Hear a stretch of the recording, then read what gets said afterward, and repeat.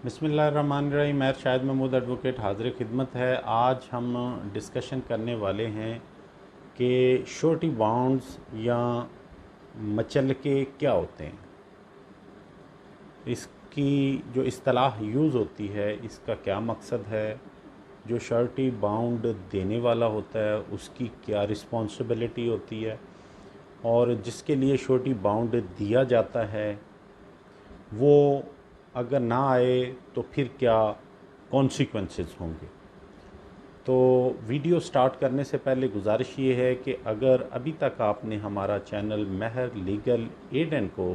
Subscribe नहीं किया तो आप उसे सब्सक्राइब फरमा दें, बेल आइकॉन प्रेस कर दें, और अगर आपको वीडियो पसंद आए तो इसको लाइक एंड शेयर ज़रूर कीजिएगा। टॉपिक की तरफ बढ़ते हैं। मचलके, जिसको इंग्लिश में श्योरिटी बॉन्ड्स कहा जाता है, जब कोई एक्यूज्ड, उसके खिलाफ एफआईआर हो जाती है और वो कॉम्पिटेंट कोर्ट ऑफ लॉ में, अगर वो अभी तक अरेस्ट नहीं हुआ तो वो अपनी प्री अरेस्ट बेल सबमिट करता है, और उस बेल ज़मानत के ट्रायल के बाद या उसकी कंक्लूजन के बाद अगर कोर्ट इस नतीजे पे पहुंचती है कि accused is entitled to be released on bail, और इसकी जो है प्री रेस्ट ये कंफर्म होने वाली है,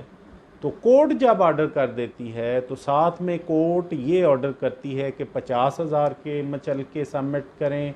या लाख रुपए के करें। तो इसका क्या मकसद है, ये मचलके होते क्या हैं? बेसिकली इसमें लेजिस्लेचर की जो इंटेंशन है कि जब किसी पर्सन के खिलाफ, एक्यूज्ड के खिलाफ एफआईआर हो जाती है तो वो उस वक्त तक मुजरम नहीं होता जब तक ट्रायल कंप्लीट होके और एविडेंस सारी कंप्लीट होके प्रोसिक्यूशन अपना केस साबित कर ना दे और कोर्ट उस एक्यूज को सज़ा ना दे दे, उस वक्त तक वो मुजरम नहीं बनता, मुल्ज़म रहता है। अब क्या होता है, जब ज़मानत पे बंदा रिहा हो जाता है तो फिर कोर्ट डिमांड करती है कि आप वन श्योरिटी ऑफ 50,000 या 1 लाख की आप दें। उसमें जो श्योरिटी होता है, जो जामिन होता है, वो अपनी प्रॉपर्टी या उस मालियत की कोई चीज़ कोर्ट में उसकी कॉपी सबमिट करता है, ख़ुद जाके पर्सनली स्टेट करता है कि मैं इस केस के मुल्जिम को हर पेशी पे अदालत में लाने का पाबंद होऊंगा, और अगर मैं इसको अदालत में लाने में फेल रहा या किसी भी सूरत में मुल्ज़म अदालत में हाज़िर ना हुआ जब अदालत ने तलब किया, तो ये जितनी भी अमाउंट है ये सरकार के ख़जाने में ज़ब्त की जा सकती है।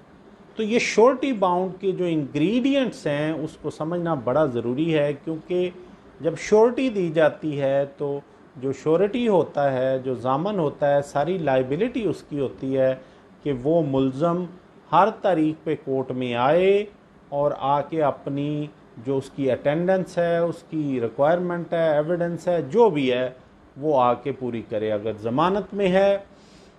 तो वो प्री रेस्ट है तो वो हर डेट पे वो आता रहे, अगर प्री रेस्ट कंफर्म हो जाती है तो फिर ट्रायल तक आता रहे। अगर किसी सूरत में नहीं आता तो कोर्ट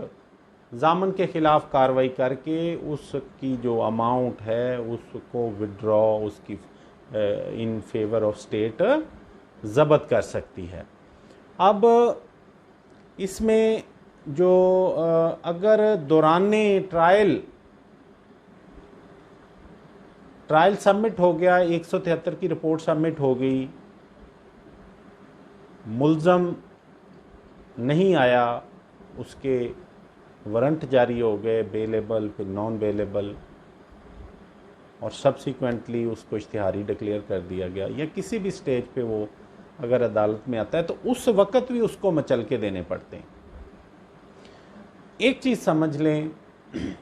एक मचलका होता है जो बेल में या किसी अरेस्ट वारंट में दिया जाता है, उसको भी हम श्योरिटी बॉन्ड कहते हैं। एक जहाँ पे आप जाननशीनी क्लेम करते हैं, सक्सेशन सर्टिफिकेट क्लेम करते हैं, तो वो रेलिवेंट कोर्ट आपसे श्योरिटी बाउंड क्लेम करती है कि अगर इन लेटर स्टेज ये कोर्ट को